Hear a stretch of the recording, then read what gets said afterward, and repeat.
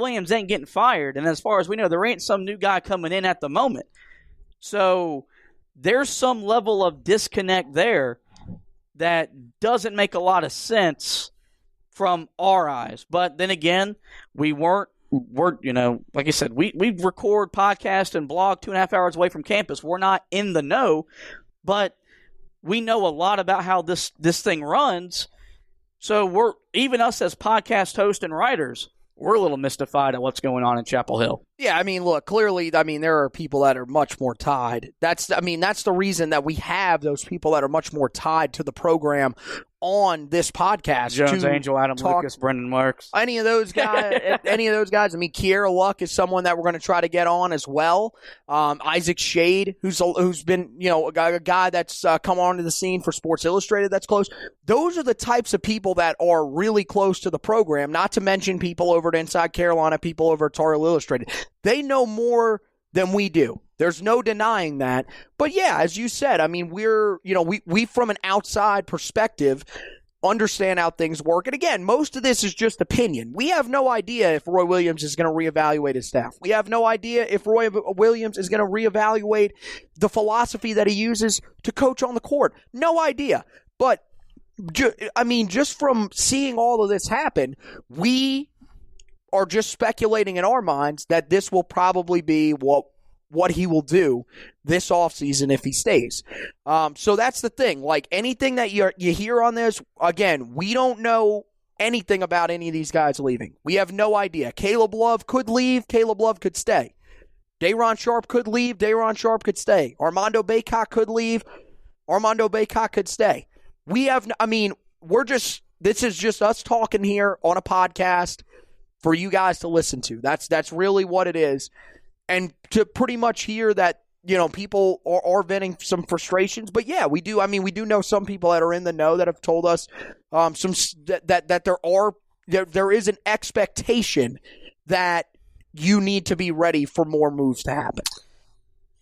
So, I mean, it is what it is. In terms of unprecedented, I think it's going to be really interesting to see how many other schools this happens to around the country. Because this is going to be, without a doubt, the most active year of the transfer portal. Because of the immediate one-time transfer, and in the ACC in particular, because they are opening up to interconference changes. I mean, seriously, you have guys that will transfer as underclassmen this year that will go to probably schools in the ACC, from a school in the ACC, and will be a starter on that team next year, going up against a team that they played for not even 9 months before. Yeah, that'll be the last thing we touch on before we do get out of here.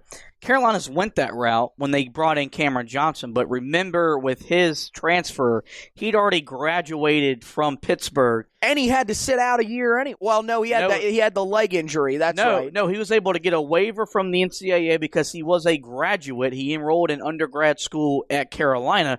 But remember how hard Pittsburgh tried to block that transfer. Yep, rightfully so. Dude tried 48% from three. I wouldn't want to lose that guy. Yeah, either. we see now after his career concluded why. But I made a statement earlier in this season when things weren't looking so well for Carolina that I didn't think he would ever go the transfer portal route after the issues we went through last year with Justin Pierce and Christian Keeling. I think that's out the window. I think he doesn't have a choice, to explore the transfer portal to add talent. And I'm going to do a piece that originally was going to focus on bringing in backcourt talent into this roster for the HeelToughBlog.com.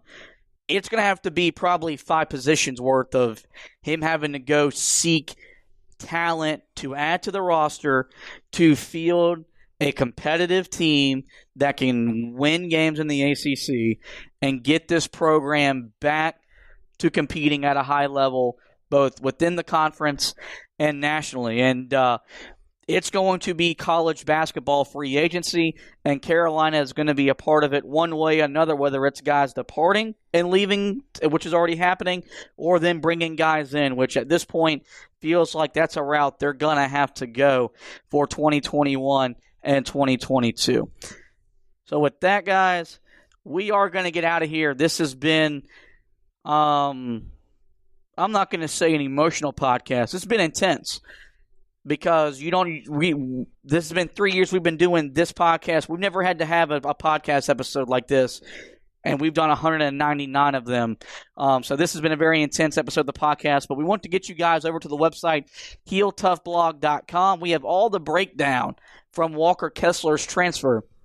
I got an article up there detailing his transfer, what it means for him, but more importantly, what it means for Carolina moving forward. So check out that, and we'll have you covered all through the basketball offseason as we are in offseason mode for Carolina basketball. The football side of things, believe it or not, they do start spring camp tomorrow. Today is when this podcast, as you're listening to it. And so we got big things planned for the football side of things, as well as Anthony's got guys to watch in spring camp, battles to watch in spring camp. We did a podcast about spring camp, so check all that great football content in as well. We'll have you covered on the diamond, as well as Carolina did compete with Boston College over the weekend. We'll have an article about how they won that series, actually. Okay, again. Did. Yeah, yep, third ACC series win. So. Another good ACC series win for Scott Forbes' group. We'll have an article up on the site about that, as we've got you covered football, basketball, and baseball-wise on HeelToughBlog.com. And lastly, we encourage you guys to rate, review, and subscribe to the podcast. I've got some notable big things for the podcast coming as we're in the off season as well. We're going to redo the intro. Also, didn't tell you, I'm thinking about transferring to a different podcast, so stick around and find out if I'm staying. Yeah, you're transferring out of the podcasting industry. Oh man, going to the radio industry. Going to redo the intro. Looking at redoing the logo for the podcast. And we mentioned the guest. I'm going to hound as many guests as I can get on this podcast this offseason to talk about Carolina basketball, whether it's players, former players, or guys that just cover the team, like Adam Lucas, Brendan Marks, and Jones Angel, as I keep plugging those guys That's in. the rotation right there. But we want you guys to rate, review, and subscribe. Rate me as the host, review Anthony as the host as well. We want you guys to subscribe. That way you get every episode like this one in your podcast feed. Well, with that, I do want to thank Anthony for coming on to talk about some Carolina basketball. We thank you guys for listening, and as always, go Tar Heels.